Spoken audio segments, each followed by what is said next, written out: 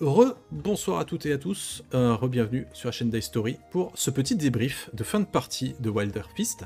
On a fait donc le kit d'initiation donc, qui s'appelle la mise en bouche, il est maintenant temps de débrief, de savoir un petit peu qu'est-ce que vous en avez pensé.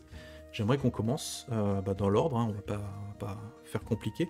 Madi, donc je vous rappelle, vous avez eu plusieurs phases de jeu. Donc on a eu la phase libre, celle pendant laquelle vous étiez en cage, kidnappé par les braconniers, où il n'y avait pas spécialement de mécanique appropriée, vous pouviez faire un petit peu ce que vous voulez, donc vous avez pu parler avec la chef de village, etc. Donc c'était quelque chose... L'occasion de montrer notre début de poisse. Effectivement, et puis de présenter aussi vos personnages, voilà, vous pouvez jouer de manière libre, faire du RP entre vous.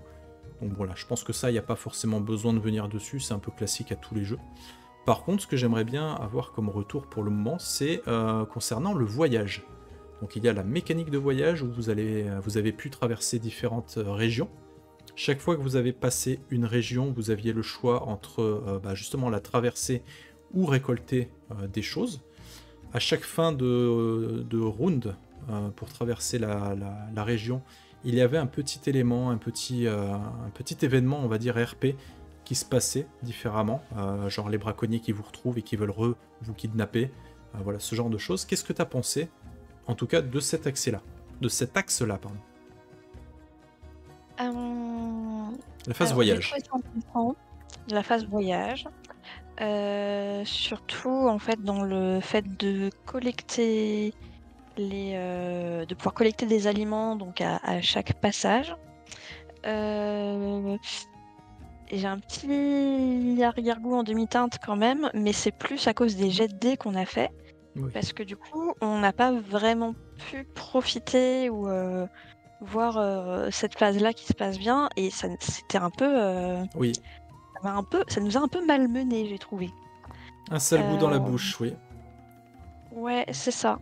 Alors après, oui. c'est bien parce qu'il y a de vrais impacts. Oui, parce qu'en plus, selon la façon, enfin selon le style que vous utilisez justement pour cette récolte, vous allez découvrir des ingrédients différents.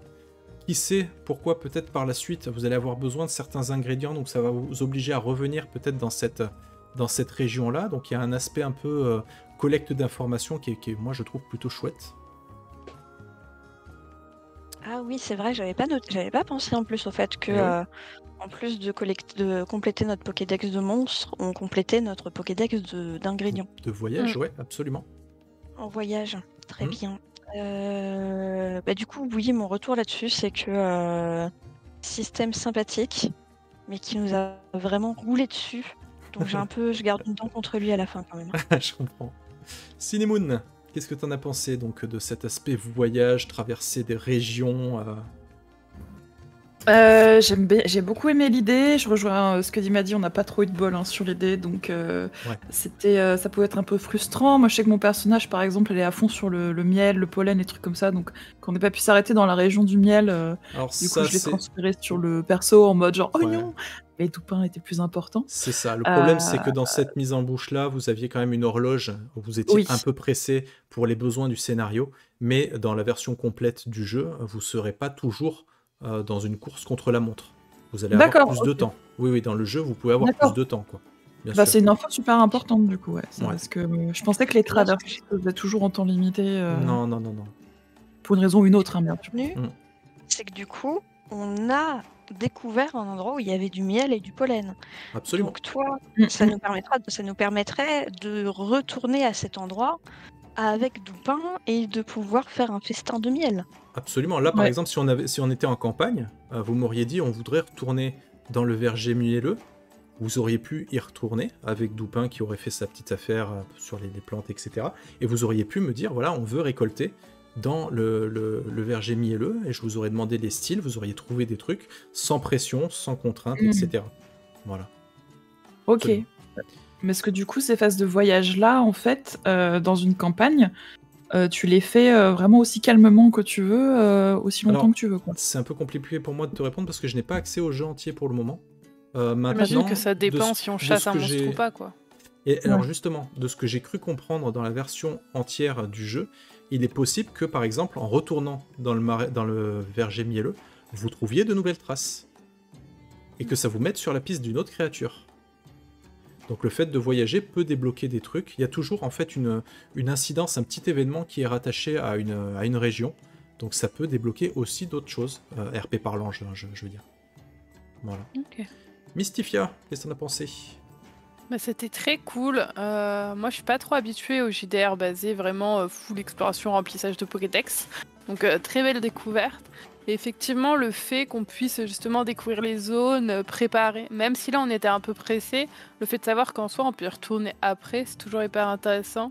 Et que les styles nous donnent accès à différents ingrédients ou autres, c'est vraiment cool parce que ça fait en sorte que la meute elle se complète vraiment sur beaucoup de trucs. Donc c'est vraiment pas mal. Et le système d'XP est incroyable, pouvoir cuisiner le monstre et en ne spoil pas, on verra ça après. Ne spoil pas. Là, le système d'XP est incroyable. Ok. Scarlock, ton avis sur le voyage?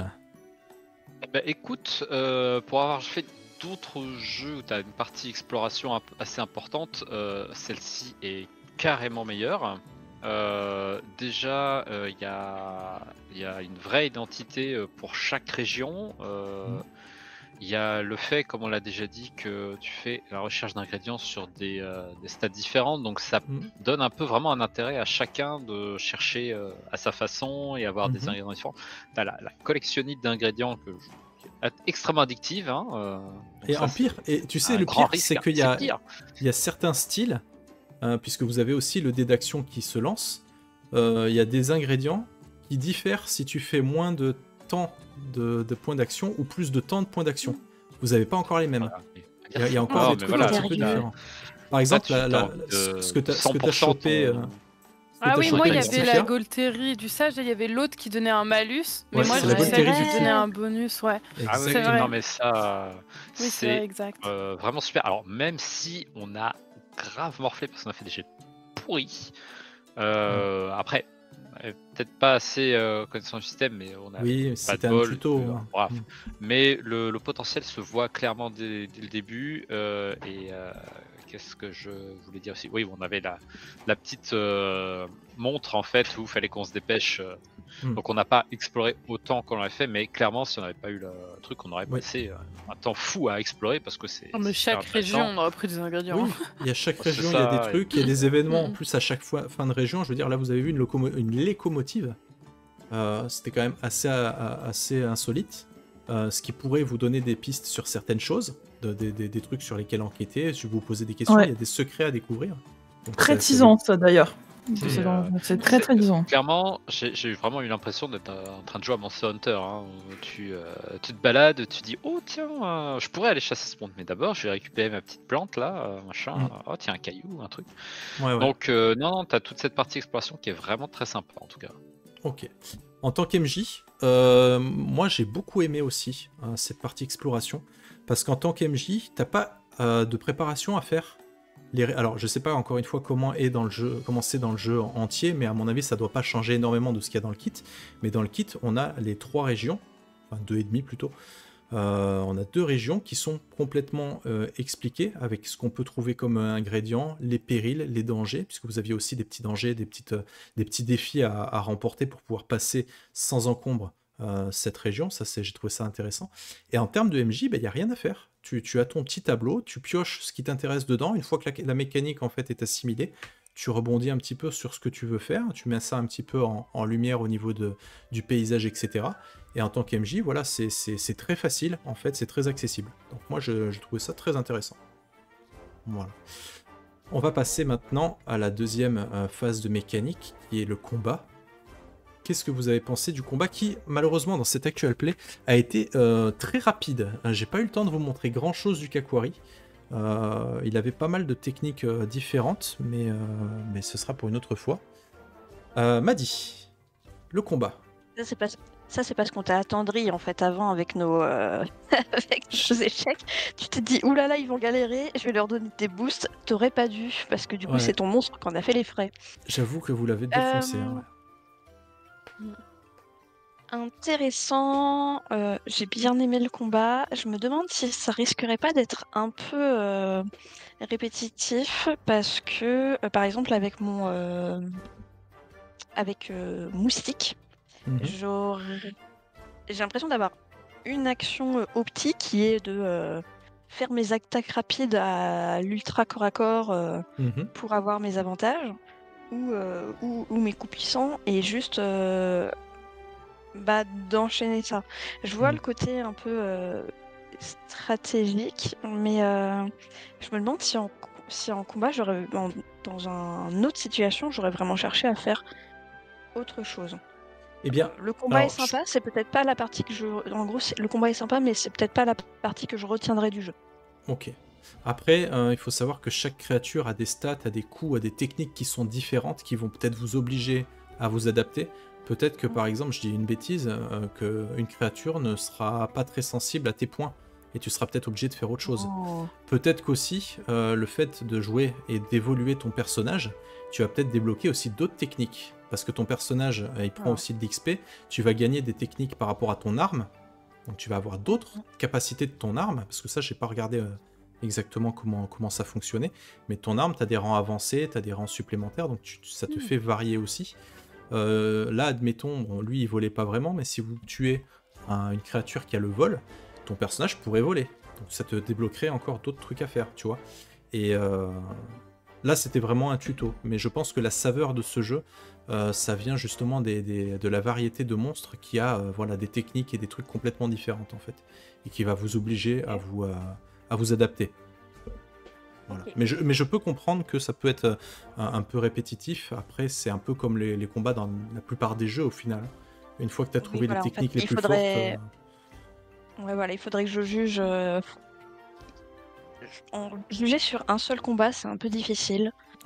Et voilà ce que... Enfin, voilà mon avis.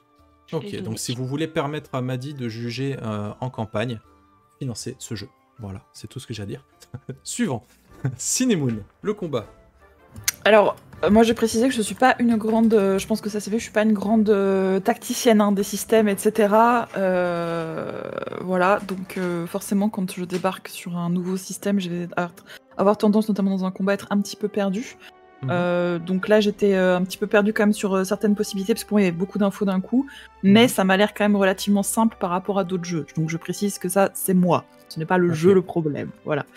Par contre, j'ai aimé... là, c'est la scénariste qui parle. J'ai aimé que ce combat avait vraiment du sens, c'est-à-dire que plutôt que, par exemple, qu'on ait un système de combat genre contre les braconniers qui couperaient le voyage, etc. Et tout, là, vraiment, quand on a un combat, il a vraiment du sens, c'est vraiment le truc qu'on poursuit, etc. Il y a un côté un peu Shadow of the Colossus, je trouve aussi, Monster Hunter, bien sûr, mais... Et ça, j'ai bien aimé, vraiment, que le combat... moi, j'étais dedans, en fait, d'un point de vue... vraiment, on a envie que les personnages... défonce la bait. Donc je trouve non, c'était bien, c'était bien amené. S'il n'y a pas il y avait pas de combat, on va dire inutile. Donc ça j'aimais bien d'un point de vue sens et d'un point de vue système. Voilà, de toute façon t'as répondu à mes questions quand j'en avais, donc ça me paraissait plutôt clair. Il y a un système d'aide, donc ça c'est cool pour le respecter, le côté meute aussi. Oui. Donc non, j'ai trouvé que c'était ça va, c'était cool. Voilà le combat. Super. Mystifia. Pareil, le combat était très cool. J'aime beaucoup le système de portée. Je trouve qu'il simplifie énormément les placements et en même temps, il garde quand même le côté stratégique de savoir où tu te places, etc. Vu qu'un déplacement coûte quand même une action. Et je l'ai vu passer dans le chat, mais effectivement, si le Kakwari avait eu le temps de nous taper plus, au bout d'un moment, on aurait tous été très loin. Donc il aurait fallu perdre des actions, entre guillemets, à se rapprocher, peut-être se reprendre un coup, se refaire pousser. C'est donc, ça. Non, j'aime beaucoup. Et puis je pense que c'est un truc qu'on n'a pas forcément eu l'occasion d'essayer là, mais il y a un système d'aggro. Déterminer qui d'entre vous va vouloir prendre des coups pour justement qui veut aider tanker, les autres. pas mal. Voilà, il y a un système comme ça où vous pouvez avancer, reculer, vous entraider, etc. Justement parce que là, par exemple, vous avez compris que si vous étiez trop nombreux au corps à corps, il faisait son AOE avec sa traîne de métal et ça faisait super mal à tout le monde, quoi. Donc ça oblige à pas tous à être au corps à corps et donc vous auriez pu jouer stratégique en reculant. Faire une rotation. Voilà, en revenant, etc. Donc voilà, il y a beaucoup de stratégies comme ça. Scarlock, ton avis sur le combat? Toi qui es un expert dans les jeux de combat, les jeux de rôle de combat. Et on t'entend pas, tu es mute. Alors oui, j'allais te dire que j'ai pris une grosse claque parce que franchement, il y a plein de trucs à faire. Déjà, c'est un jeu, le système donne la part belle au monstre et aux actions qu'il fait. C'est un peu lui qui dicte le combat finalement. Parce que, alors, on l'a déjà dit, mais le système de déplacement et de distance est super bien. Hein. Moi, je suis pas dans les trucs avec des règles, des machins comme dans Donjons Dragons. J'ai un peu de mal quand c'est trop détaillé, ça coupe un peu le truc. Ouais. Là, c'est bien, c'est rapide, tu sais à quelle distance tu es. Il y a différentes actions sur différentes stats. Elles sont tout un intérêt. Moi, là, clairement, j'ai vu que mon rôle avec ma truc, c'était vraiment de briser les parties des monstres. Hein. C'est très bien, c'est ce que j'adore faire dans Monster Hunter. Très bonne émulation de Monster Hunter, c'est génial. Il y a donc toutes les stats ont un intérêt. La distance, intéressant, là, le fait qu'il nous déplace, ça rendait très difficile. Moi, il fallait que j'utilise mon tour entier pour attaquer. C'est ça. Et puis moi, il faut que j'utilise mon tour entier pour attaquer. Donc, j'étais en train de calculer, d'accord. Dans ce cas-là, il faudrait que j'utilise mon tour pour me déplacer et me préparer. Te préparer. Anticiper, donc me préparer à bloquer un coup, prendre un risque en m'approchant et peut-être mettre un gros coup la fois suivante. C'est ça. Mais aider peut être très utile aussi pour aider quelqu'un à placer une grosse baffe en monstre. Hein. Alors, comme vous avez fait d'ailleurs. C'est ça, exactement. C'est ce qu'on a fait 2 fois et ça a vraiment retourné le combat parce qu'on a fait un 19 et un 20 sur les jets. Donc, c'était pété. Alors, peut-être que c'est un petit peu trop puissant de déchaîner la bête avec de l'aide parce que si tu réussis, c'est vraiment caviar. Si tu réussis, mais si t'échoues, tu perds de l'harmonie. Voilà. C'est ça. Je pense que la contrepartie est pas mal. C'est ça. T'as quand même de grandes chances d'y arriver. Par contre, si tu te loupes, effectivement, tu perds l'harmonie, tu perds un point d'harmonie. Parce que là, concrètement, et les 2 subissent les conséquences. Si j'avais joué avec les vraies règles, si j'avais pas eu pitié de vous, vous aviez perdu un point d'harmonie et vous auriez pas pu le faire. Enfin, si, vous auriez pu le faire, mais vous auriez eu l'état dissonant ou discordant, je sais plus, et ça vous aurait grave mis dans la merde hein, quand même. Donc voilà. Effectivement. Mais non, c'est pas mal parce que effectivement, alors là, c'est vrai qu'on a tous une stat forte, une moyenne et 2 faibles, donc on a peut-être moins mixé les actions, mais je pense que ça a l'air plus facile de monter des stats basses que. Oui. Donc on peut arriver à un moment où on a 2 choix d'action assez intéressants. Et non, et puis le monstre dicte vraiment le combat aussi parce que. Et surtout, tu as des parties du monstre à viser, donc tu vois selon ton groupe. Là, on a vu que la traîne était très dangereuse, donc on la focus. Peut-être qu'on aurait focus les ailes avant si on avait vu qu'ils nous repoussaient comme ça, là, cette saleté. Disons que le combat était rapide, donc vous n'avez pas trop pu le laisser attaquer, mais il avait ses serres aussi, ses griffes de métal qui faisaient très très mal. Je pense que c'était plutôt en mono-cible, du coup, à mon avis. Et non, c'est bien parce que alors ça demande, c'est un jeu qui va demander pas mal de coordination entre les différents membres du groupe parce que c'est intéressant de ceux qui font des brisures de se concentrer sur la même partie pour la casser très vite et obtenir vite un avantage. Mais puis, je suis assez d'accord. Franchement, c'est trop bien. J'ai adoré. La coordination, c'est vraiment cool. En tant qu'MJ, moi je me suis assez. Alors j'ai pas eu l'occasion de beaucoup jouer mon monstre malheureusement, mais. Sinon, mon bonhomme. Je sens qu'il est déçu. Hein. Ouais, j'avais envie de vous en mettre plein la gueule. Il voulait qu'on ait des mauvais jets. Hein. Alors, par contre, les monstres sont dangereux. Hein. Ça rigole pas. Moi, j'ai perdu une barre de vie qui a sauté en un coup. Oui. Hein. J'ai fait ça. J'ai fait d'accord. J'en ai déjà perdu une avant dans le voyage. Il m'en reste qu'une là. Hein. Donc moi j'aime beaucoup jouer le côté monstre parce que déjà tu as la mise en scène qui est très différente selon le monstre que tu vas jouer, donc il faut quand même mettre un minimum en scène, il y a plein de trucs sympas. Justement le fait de jouer avec les parties, chaque partie c'est un peu une technique spéciale avec des trucs spéciaux à faire, donc ça rend vraiment le monstre assez unique en termes de capacité, en termes de combat. Je suis très impatient de voir les autres monstres à quoi ils ressemblent parce que je pense qu'il y a des trucs super à faire. Donc, et puis ça mâche le travail du MJ.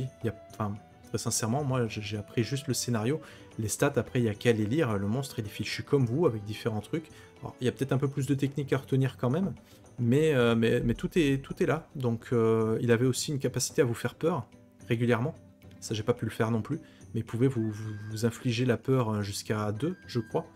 Donc, il y avait des trucs vraiment très sympas. Donc, voilà. En MJ, moi, j'ai bien aimé. Je rajouterais que ça montre quand même qu'il y a eu un travail de fou sur la création des monstres, hein, parce qu'ils sont livrés clé en main. ils ont été bien réfléchis et les capacités sont logiques avec l'apparence du monstre et tout. Enfin, C'est ça. c'est juste trop bien. Ouais. Ensuite, l'avant-dernière phase, on va parler de la bouffe et uniquement de la bouffe, Mysticia. Pas l'XP, on fera ça après. Cinemoon, tu commences, parce qu'on a toujours commencé par Moustique, on va commencer par toi cette fois. Qu'est-ce que tu as pensé de la mécanique de la bouffe, de devoir, Oh non, it's a trap. de devoir voilà, choisir les différents ingrédients, comment les cuisiner, mettre un peu de RP là-dedans? Alors, j'ai trouvé ça très très cool. Pour être tout à fait honnête, ça m'a donné faim. Le seul truc que j'ai trouvé un tout petit peu dommage, mais ça c'est parce que j'ai cru que les différents ingrédients qu'on trouvait, alors oui, il y avait des trucs qui donnaient des points de vigueur, mais je pensais que nos ingrédients de base à nous, ou la façon dont on les cuisinait, ça créait en gros des combinaisons, et que ça allait nous faire des effets surprises, quoi. Genre alors, Kinder Surprise. J'aime les Kinder Surprise. Alors, il n'y a pas d'effet surprise, mais quand vous trouvez des ingrédients, certains ingrédients ont des effets. Ça peut vous donner un trait, ça peut vous donner un point de style, ça peut vous donner des points de compétence. Donc ça existe. Le problème, c'est qu'en cueillette, vous avez un peu fait chou blanc, quoi. Oui, on n'avait pas des ingrédients comme ça. Mais ce que je voulais dire, c'est que je pensais que même nos ingrédients de base, et notamment justement pour le côté démonstration, je pensais que nos ingrédients de base, si on les combinait, ça allait nous faire des effets surprises. Alors pas forcément des trucs de dingue, même des trucs genre par exemple juste RP. Genre par exemple, vous avez combiné ces deux trucs. Alors là, pour info, vous saviez pas, mais ces deux trucs-là, il faut absolument pas les combiner. Ça vous donne super chaud à la gorge. Genre c'est le piment, il devient genre la puissance du piment est décuplée. C'est hyper douloureux quand vous bouffez. Ouais. Voilà, par exemple, le piment et le poivre ensemble. Tu vois, j'aurais trouvé ça rigolo qu'il y ait des espèces de combinaisons préfaites. Juste alors, que ça, pour qu'on remplisse notre Pokédex aussi en termes de ok, maintenant on sait que quand on cuisine, tu te souviens la dernière fois que tu as mélangé ça et ça, c'était pas bon, quoi.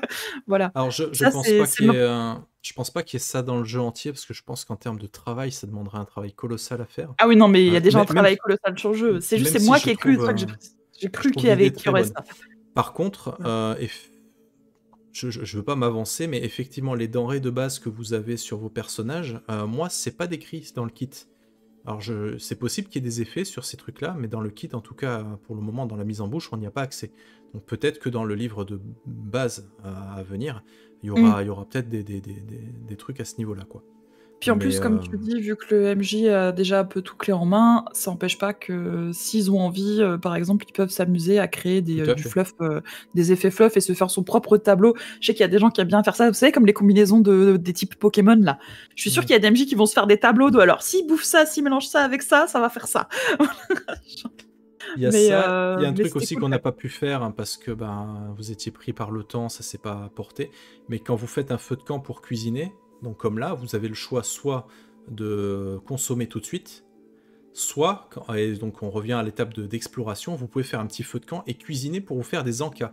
Et les encas, c'est ce qui vous sert en combat. Et donc, si vous faites de la popote avec des bonus, genre plus 1 en style, plus 1 en truc ou quoi, pendant les combats, vous allez l'avoir. Du coup, et ces bonus-là durent jusqu'au prochain repas. Donc vous pouvez vous booster aussi un petit peu comme ça, donc voilà. Liane, la bouffe, qu'est-ce que t'en as pensé? C'est très cool. En fait, l'idée de... T'inquiète, j'ai capté. L'idée d'utiliser les ingrédients que tu as récupérés et tout, et justement que les ingrédients, bon, alors là, on n'a pas eu de chance, mais si on avait eu plus d'ingrédients avec des traits, etc., se dire qu'on peut revenir dans telle région pour essayer de choper tel ingrédient, pour faire un repas qui nous donne tel bonus, etc., je trouve ça bien, parce que ça apporte aussi de la stratégie hors combat, du coup, pour t'aider à savoir comment tu vas te booster pour les combats plus tard. Puis décrire comment tu fais toute la bouffe, c'est trop bien aussi, forcément. Je vous donne un petit exemple de ce que vous auriez pu trouver, par exemple. Vous auriez pu trouver avec le style puissant, donc c'est ce que vous avez eu, des racines coussins. Donc ça vous donne l'état reposé. Ça, c'est vrai que je l'ai oublié. Ça vous donne l'état reposé. La Golterie du fou, c'est si vous avez une valeur d'action supérieure à 4. Donc vous gagnez, c'est un assaisonnement, mais vous gagnez fatigué. C'est vrai qu'on l'a pas joué non plus, j'ai oublié. Voilà. Mais non, mais moi j'avais celle du sage où il n'y avait pas d'effet. Effectivement, où il n'y avait pas d'effet. Donc voilà. Ouais. Avec Rapide, vous auriez eu des œufs de Voari. Donc les Voari, je ne sais pas si vous vous rappelez, mais c'était des espèces de gros pigeons que je vous avais décrits qui se sont envolés. Et ça, c'est un ingrédient rare. C'est-à-dire que si le repas restaure au moins 8 points de vigueur, vous gagnez plus 1 en richesse ou plus 1 en traversée. Donc si par exemple vous aviez trouvé ça, vous auriez fait un petit feu de camp et vous auriez choisi traversée, et ben pour les défis vous avez notre traversé éclaireur, le c'est truc. bien, quoi. Exactement. Et vous auriez eu du riz suspendu, donc qui n'a aucun effet, mais qui compte quand même comme un ingrédient, donc qui donne passivement des points de vigueur. Donc voilà, vous avez à chaque région, vous avez ce tableau-là, avec en haut le nombre de périls, avec le nombre de défis. Donc voilà, étendu, c'est 5 fois le nombre de naturons, donc il vous fallait à chaque fois, vous étiez 4, il fallait 20 points de défi pour pouvoir franchir le truc en toute sécurité. Et vous aviez la végétation dense, ça c'est le truc que vous découvriez sur place. Si vous aviez effectué une traversée puissante, vous allez devoir payer 5 points de vigueur en plus de tout autre coup. Donc chaque région a cette proposition. Ça, je trouve ça vraiment très très intéressant. Non, mais ouais, du coup, donc pour les repas, j'aime vraiment le côté où il faut essayer de voir ce que chacun a pu récolter comme ingrédient. Et pareil, de nouveau, ça joue sur les styles, du coup, de ce qu'on a pu avoir. Donc le fait d'avoir une meute assez spécialisée dans plusieurs trucs, ça aide vraiment et ça permet de faire des trucs vraiment sympas. Et le fait de devoir décrire aussi comment tu cuisines, qu'est-ce que tu fais comme association, de pouvoir vraiment littéralement inventer ton repas avec les ingrédients, je trouve ça vraiment très sympa.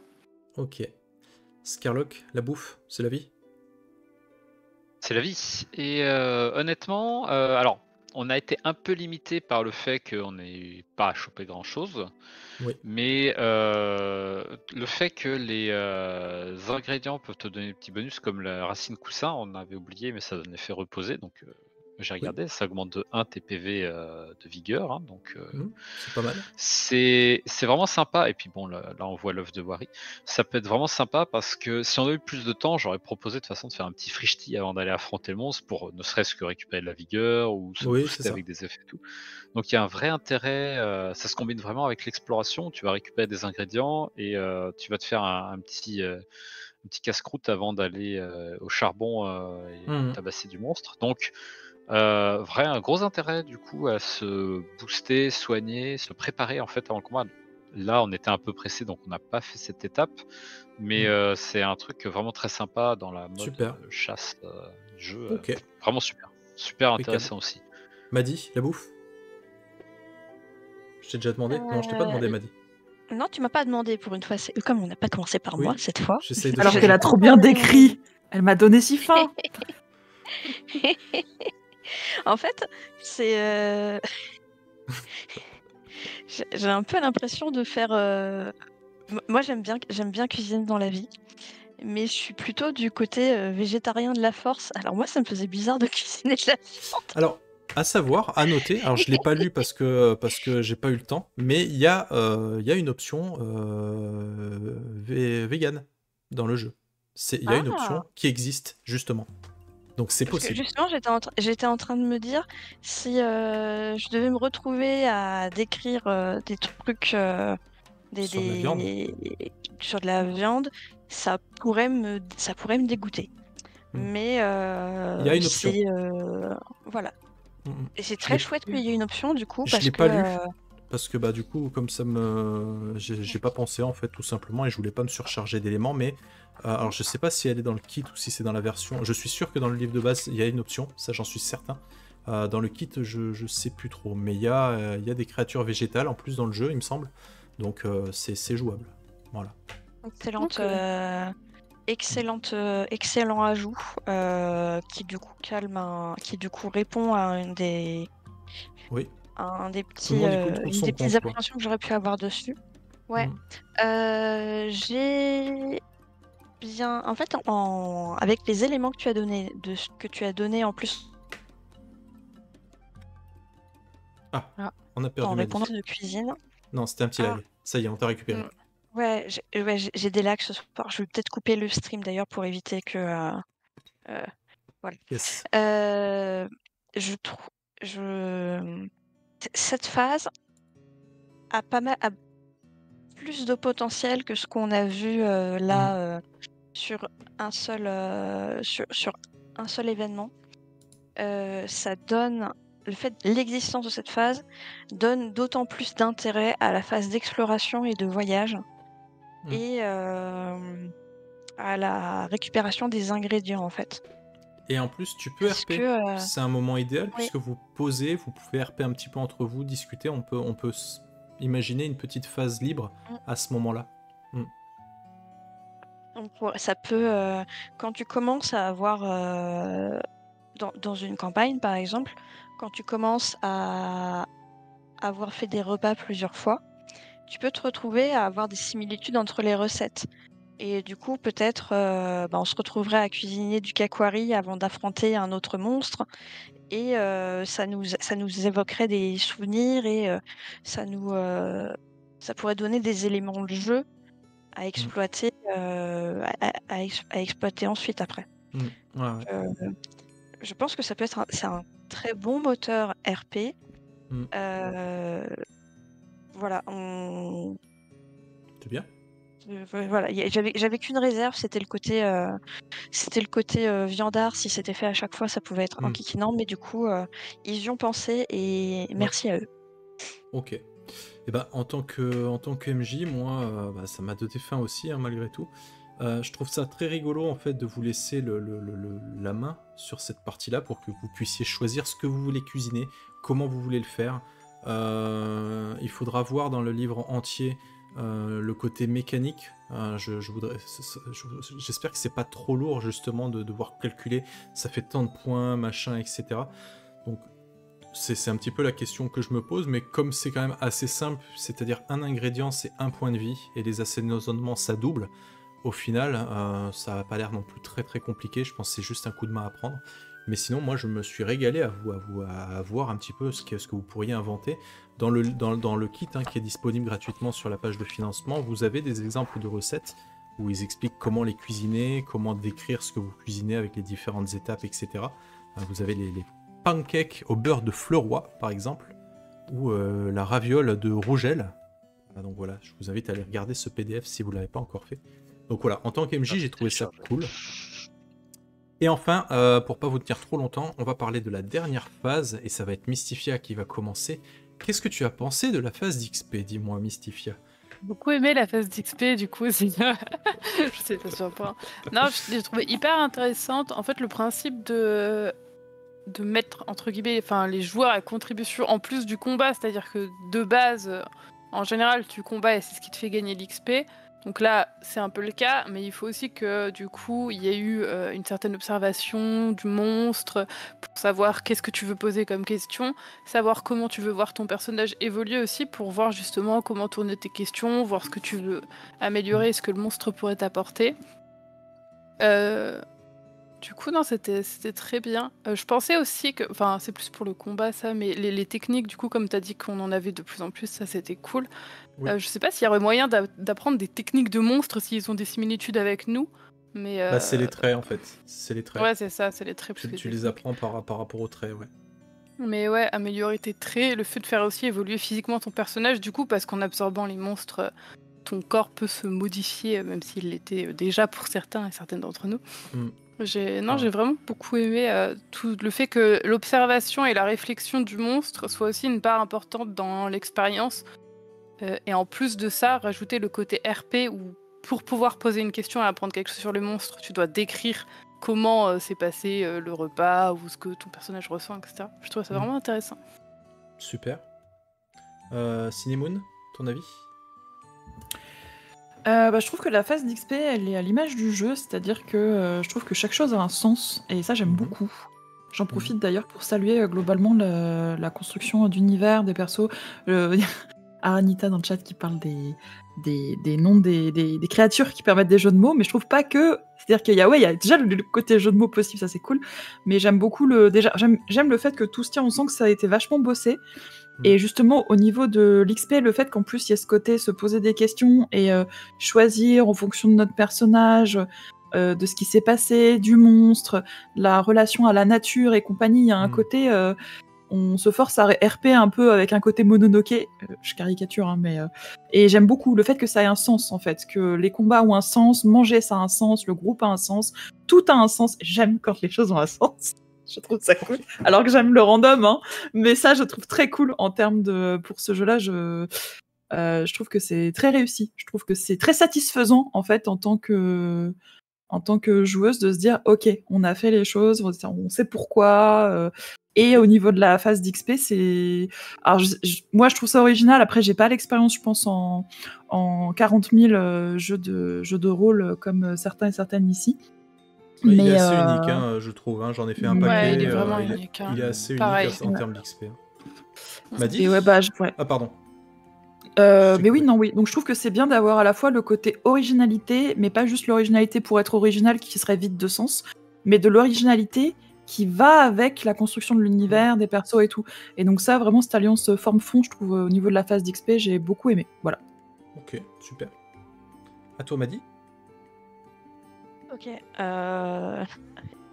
Les mots sont forts, mais pour moi, c'est la meilleure phase d'XP que j'ai jamais testée. Je la trouve vraiment trop chouette. J'aime... Alors déjà, j'ai un petit faible pour les jeux où il y a de la narration partagée, et dans cette phase-là, c'est un peu ce qu'on fait avec le MJ, où on répond, nous on donne une description, et en échange, on a des éléments dont on va pouvoir s'enrichir et se renforcer. Très cool. Ça valorise aussi d'autant plus en fait les phases de combat et de voyage, parce que en fait il y a des éléments qu'on va apprendre dans les phases de voyage en traquant le monstre, ou des choses qu'on peut essayer de deviner en mode ah oui, il avance beaucoup plus vite par rapport à nous, donc peut-être que c'est un monstre rapide, ou là il nous a fait beaucoup d'attaques puissantes et sournoises, donc il va être là-dessus, ou là ce trait il est absolument il est incroyable, et en gros ça nous donne des indices pour savoir où est-ce qu'on va interroger le MJ, où est-ce qu'on a dans quel domaine le monstre est susceptible de nous enrichir. Très très chouette. Et j'aime beaucoup la construction du personnage que ça va permettre, parce que déjà on le construit tous ensemble, donc les phases d'XP on discute tous ensemble, on voit aussi comment ça évolue. T'as un impact physique sur le personnage, et moi ça m'aide en fait à imaginer, ça donne des éléments de RP en fait. Ça, quand tu dois décrire des attaques, après tu peux dire là j'ai fait un coup extrêmement puissant parce que c'est les articulations renforcées du Kakwari qui m'ont permis de mettre 3 coups de suite.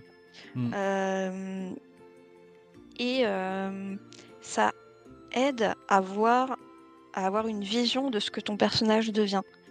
Et je trouve ça plus facile, en plus de le faire, de l'inclure dans la partie, dans un temps de discussion, etc., que de le faire un peu chacun de son côté en choisissant ses compétences et tout. Là, c'est un temps qui fait partie aussi de la partie et qui a son moment à lui. Donc vraiment, phase XP, j'ai adoré. Super. Scarlock, pour conclure. Écoute, je vais redire ce que mes camarades ont déjà dit. C'est effectivement, je suis assez d'accord, la meilleure phase d'XP que j'ai testée. Déjà, comme l'a dit Madi, c'est c'est pas collaboratif, mais ça se fait en même temps. C'est une phase qui a un intérêt à être faite avec les joueurs. C'est pas chacun fait son perso de son côté. Là, il y a un vrai intérêt. Comme l'a dit aussi Cinemoon, il y a un sens dans tout ce que fait le jeu, et tout ce que... ça a un sens, le fait d'observer le monstre. Alors, déjà, c'est aussi possible grâce aux magnifiques illustrations du jeu, aux super descriptions que tu nous as faites aussi. Le monstre, on l'a battu assez vite parce qu'on a eu beaucoup de chance, mais on a quand même vu qu'il y avait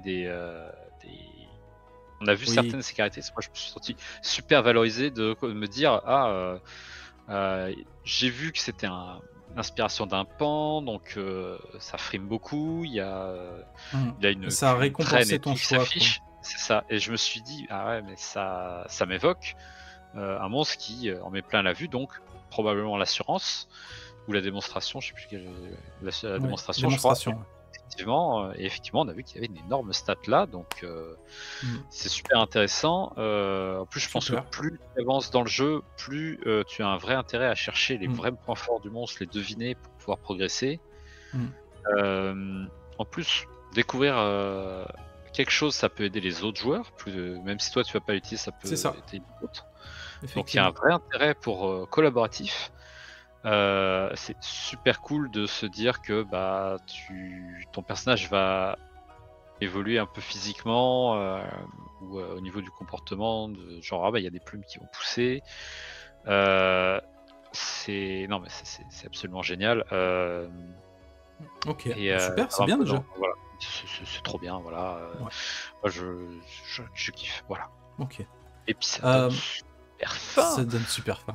En tant qu'MJ, pareil, moi j'ai trouvé la phase d'XP très intéressante parce que justement on collabore, vous me posez des questions, je vous réponds, c'est très intéressant. Le truc que je trouve bien, c'est qu'en fait, comme tu dis, vous découvrez tous ensemble différents points et c'est après que vous pouvez choisir en fait les axes d'amélioration de votre personnage. Donc ça vous laisse du choix en fait sur ce que vous voulez faire. J'ai juste une petite... mais j'ai pas le jeu entier, donc ce que je dis c'est à prendre avec des pincettes. Je me demande si il y a un moment où il peut arriver le cas où t'as pas grand chose à apprendre du monstre. Si par exemple vous posez, admettons, de mauvaises questions ou vous dévoilez des traits qui sont pas forcément très développés chez l'animal, que vous avez tout à fond, je me demande un petit peu ce qui se passe en fait en termes d'évolution, si tu peux te retrouver à un moment être coincé et à pas évoluer après un monstre. Je pense pas que ça arrive parce que vu que tous les monstres ont des traits, etc., je pense que tu trouves toujours quelque chose, mais c'est ma petite interrogation. Mais je pense que je réfléchis trop.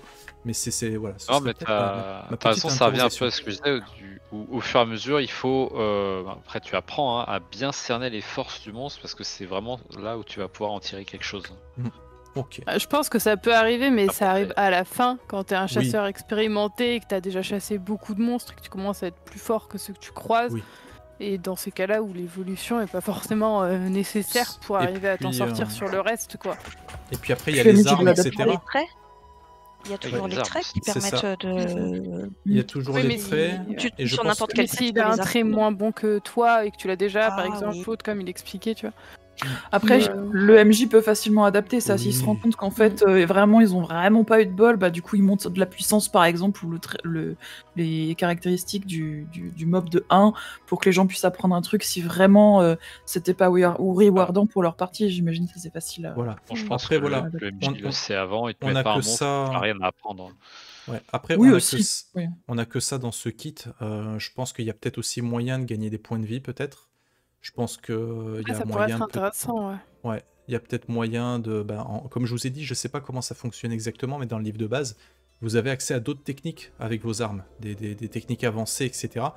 Est-ce que du coup, si vous trouvez rien sur un monstre, vous pouvez augmenter ces techniques-là? Je sais pas comment ces techniques-là, vous pouvez les avoir. Par contre, je sais qu'elles y sont parce que je l'ai vu dans la version anglaise, mais je sais pas vraiment comment ça se débloque. Dernière question pour clôturer cette petite vidéo qui devient très grande. Si vous aviez l'occasion de faire une campagne à ce jeu, est-ce que vous accepteriez? Oui. Le chien est d'accord en tout cas. Je sais pas si vous l'entendez, mais... Est-ce qu'il y a vraiment besoin de poser la question? Ouais, c'est clair. Hein. Oui. Grave. À une condition. Ouais. Il faut qu'il y ait de vous pas. Parce que sinon. Et qu'il meure pas. Et qu'il meure pas. C'était l'apéro, ça, non? Ouais. L'horreur, ce serait que les copains deviennent frénétiques, quoi. Ah non, ce serait horrible.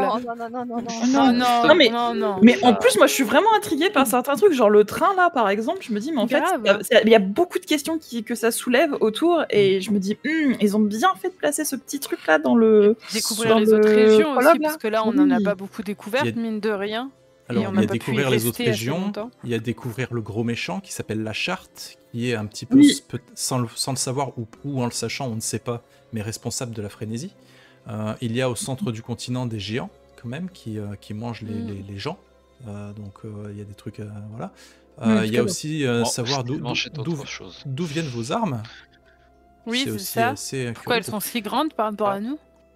Par exemple. Donc tout ça, ce sont des éléments de réponse qui sont dans le bouquin, qui sont des petits secrets à découvrir. Donc voilà, je sais pas juste de la traque aux monstres, je trouve que le jeu est assez profond. En tant qu'MJ, moi je me suis vraiment... alors je me suis plus amusé cette seconde session. J'avais déjà fait un one-shot pour m'entraîner avant de vous faire l'actual play. Je me suis bien amusé, mais comme c'était vraiment la première fois, j'ai pataugé avec les règles parce que y a quand même beaucoup de trucs, mine de rien, à se rappeler. Et la première fois, c'est un peu compliqué. je me suis trouvé plus à l'aise avec vous parce que je l'avais déjà fait jouer une fois. Donc je pense que voilà, en deux parties, le MJ il est à peu près ok. Et on peut vraiment commencer à s'amuser et faire quelque chose de très sympa, quoi. Donc moi, bien évidemment, en PJ ou en MJ, je serais tenté de faire une campagne, clairement. Voilà. Ce sera la fin, le mot de la fin de cette émission. Merci beaucoup et achetez Wilderfist parce qu'il est cool et on le veut ce jeu, donc il faut qu'il soit financé. Voilà. D'ailleurs, est-ce que l'un de vous va l'acheter, le jeu, suite à cette partie? Oui. Il y a moyen. Ouais. Ah, il y a déjà au moins 2 ventes là. Bah 3 du coup parce que voilà. Moi aussi. Moi c'est les. Je fais pas jouer IRL du jeu de rôle, mais par contre c'est le côté illustration et puis pour le lore où justement je suis hyper curieuse. Comme c'est bien construit, je pourrais être foutu de l'acheter juste pour avoir les réponses à mes questions. Voilà. et sans pression aucune. Et toi, Maddy, est-ce que tu aurais un cadeau à faire à quelqu'un qui voudrait te matérialiser ça, ou pour toi, etc. Est-ce que dans l'idée, tu serais susceptible de le prendre? Tu peux dire non, c'est pas un trap. Hein. En fait, moi, j'achète très très peu de jeux de rôle d'une manière générale. Donc, je crois que malheureusement, ça fera pas exception à la règle. Mais en fait, j'aimerais le soutenir quand même. Donc, peut-être que je prendrais juste une version... La PDF, quoi. Version PDF. Peut-être juste une version PDF, qui est un moyen de soutenir le projet qui me conviendrait bien. Tout est une question de budget aussi, mais en même temps, la contribution PDF est très raisonnable. Donc, et puis, elle existe, surtout. C'est pas tous les financements qui le proposent. Oui, c'est vrai. Moi, je pense que je partirais sur le PDF aussi, parce que j'aurais malheureusement pas l'occasion de le faire en vrai. Du coup, je serais trop triste d'avoir les dés et tout, et tous les trucs géniaux, et de pas pouvoir les utiliser, quoi. Donc... Mais merci. Moi, je vais prendre au moins le livre de base, parce que j'ai envie de l'avoir dans la bibliothèque. Et merci parce que Manitou, t'as prononcé le mot cadeau, t'as pas quelqu'un qui fait un cadeau. J'ai l'anniversaire d'un ami rôliste la semaine prochaine. Et qui est scénariste aussi d'ailleurs, et du coup, je me dis ce serait parfait de lui offrir comme ça. Je sais qu'au moins c'est un truc que tu peux lui dire, c'est de la bonne. Voilà. Ouais. Bon, merci. En fait, t'as dit le mot cadeau, je l'ai fait. Mais oui, je cherchais une idée, ben voilà. Bah voilà. Nickel. C'est en plus il est gourmand là. Ah ouais. Ah ouais. Ça, manger en plus, c'est parfait. Les Bretons, donc les Bretons en général, ils aiment bien les bonnes choses, tu vois. C'est bon. Ok. Je veux dire qu'il pourra faire des galettes de monstres. Merci beaucoup pour votre retour. On va clore cette émission-là. Merci beaucoup encore une fois d'avoir participé. Et on vous dit à très bientôt pour d'autres vidéos. Ciao tout le monde. Bye bye. Ciao. Salut. Et ça, c'était encore une fois pour YouTube.